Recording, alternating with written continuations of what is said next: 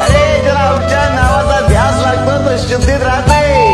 आमच्या नामाची गुंगी, आमच्या नामाची धुंदी तर सर्वस्वी आमचा होऊन जातो.